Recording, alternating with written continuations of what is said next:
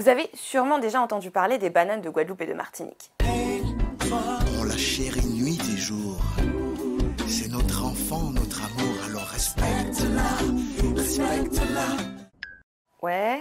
Et si je vous disais que les plantations massives de bananes sont à l'origine d'un scandale sanitaire aux Antilles?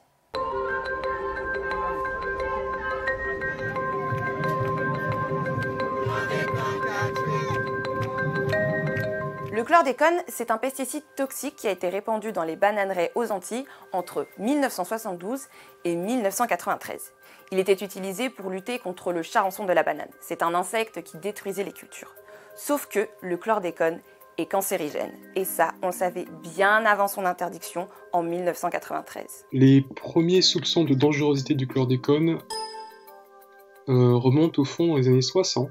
Parce que Allied Chemicals, donc l'entreprise qui a produit le chlordécone, avait déjà fait elle-même ses propres recherches. Dans les années 74-75, aux États-Unis, on a déjà vu à quel point la molécule était toxique, puisque des médecins de la santé du travail se sont rendus compte finalement du fort taux de chlordécone dans le sang des ouvriers, qui a donné lieu à l'arrêt de la production le 24 juillet 1975. Et s'en est suivi un ensemble de mesures qui a abouti finalement à l'interdiction complète de la production et de la vente du chlordécone sur le territoire.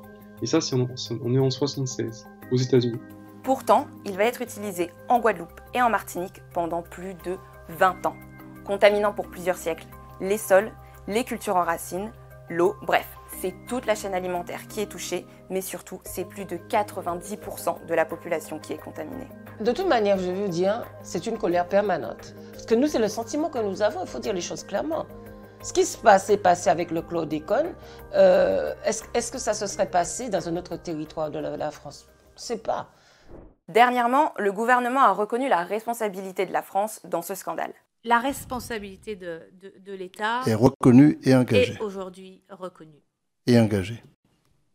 Et engagée. Mais le dernier rapport parlementaire précise que l'État connaissait la dangerosité du chlordécone depuis 1969.